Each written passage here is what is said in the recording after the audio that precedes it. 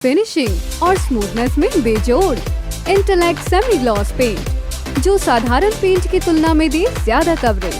Anti crack, anti fungal और anti fade technology से बना इंटेलेक्ट एक्स कोट शाइन जो दीवारों की चमक को रखे सालों तक बरकरार।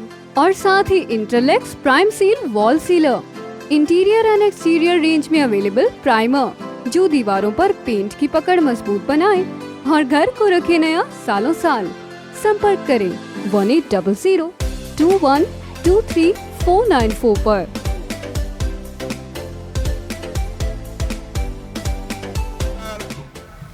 ये जनता की अदालत सबसे बड़ी अदालत है और आपका फैसला सभी को मानना पड़ता है।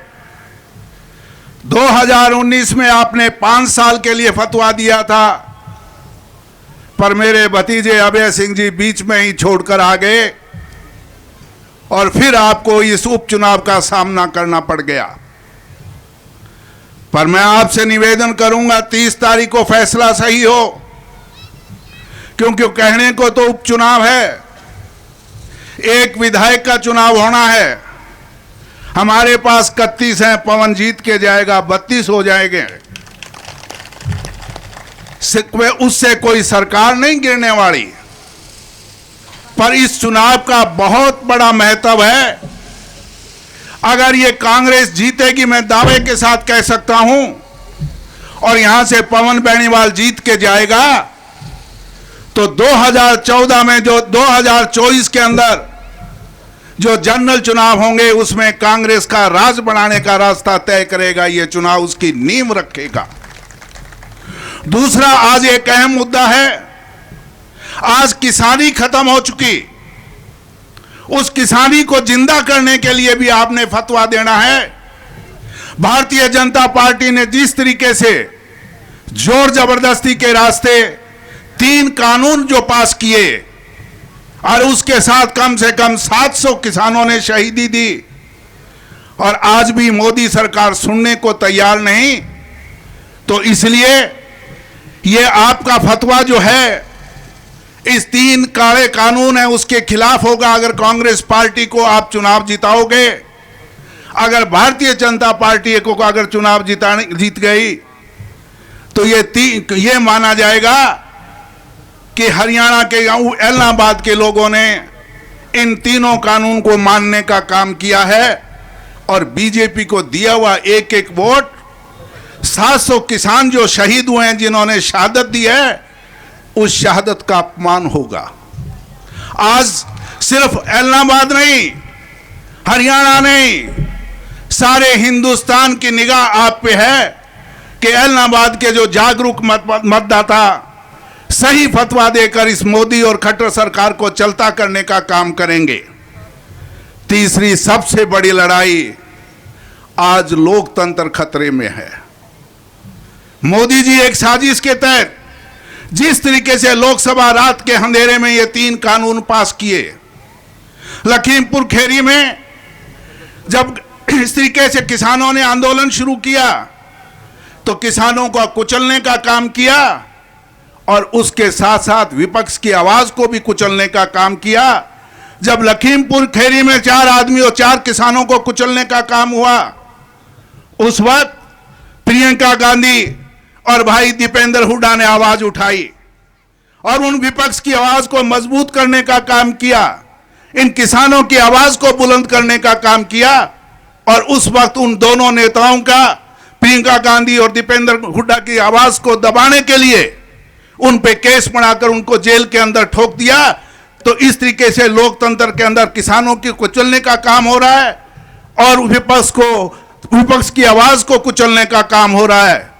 अगर लोकतंत्र को जिंदा रखना है तो आपको मजबूत विपक्ष चाहिए, और मजबूत विपक्ष देने का काम हिंदुस्तान के अंदर कांग्रेस कर सकती है और हरियाणा के अंदर भी कांग्रेस पार्टी कर सकती है। तो ये लड़ाई लोकतंत्र को बचाने की है।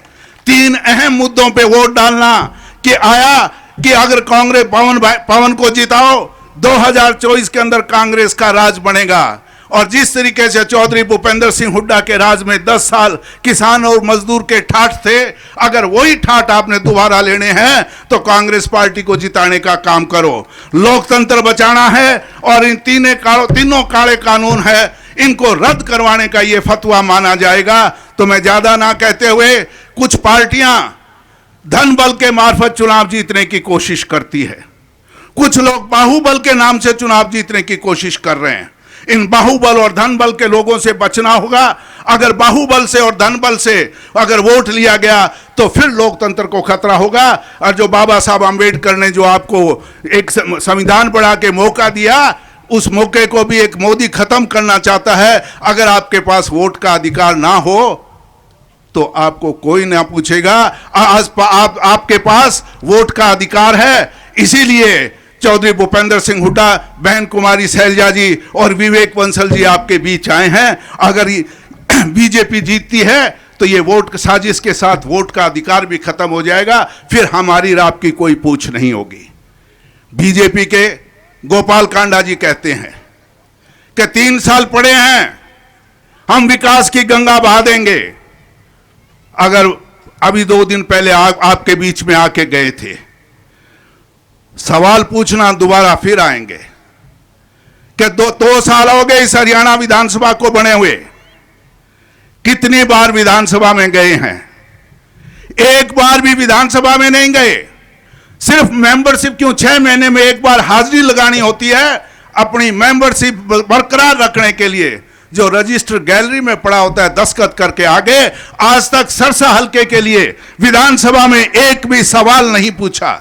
जब गोपाल कांडा ये काम नहीं किया तो भाई उसी का भाई है, उसी के नक्शे कदमों पे चलेगा। आप विधायक किस लिए भेजते हो? विधायक इस हल्के का वकील होता है, अपने हल्के का वकील होता है। वो उसके हल्के विधानसभा में जाके सबूत के साथ, आंकड़ों के साथ बहस करके सरकार को मजबूर करके हल्के का विकास करवाने का काम करता है। अगर आपका विधायक सही होगा तो विपक्ष का भी विधायक काम करवा सकता है, और इसका सबूत हमारे पास है। मेरे अड्डावाड़ी हल्के में चलो, 2 साल के जितने अंदर विपक्ष के काम हुए हैं उतने आज तक सरकार के भी नहीं के। नीयत और आपका तजर्बा जरूरी है। मैं ज़्यादा नहीं कहना चाहता क्योंकि मेरे आदरणीय 3 बड़े नेता बैठे हैं, इन्होंने बोलना है। तो मैं आपसे एक ही निवेदन करने आया हूं कि 30 तारीख को सिर्फ एक काम करना, किसी बात को ना मानते हुए। मैं तो सिर्फ एक ही निवेदन करूंगा कि भगवान का, वाहेगुरु का, अल्लाह का नाम लेके दिल पे हाथ रख के ये पूछना आपके वोट का असली हकदार कौन है। तो मैं दावे के साथ कहूँगा, आपकी आत्मा की आवाज़ यही कहेगी, सिर्फ और सिर्फ कांग्रेस पार्टी यही एक पार्टी है जो 36 बिरादरी को साथ रख के विकास कर सकती है। तो मुझे पूरा भरोसा, यकीन है आप मेरी बात को गौर करके सही फैसला करोगे। धन्यवाद। जय हिंद।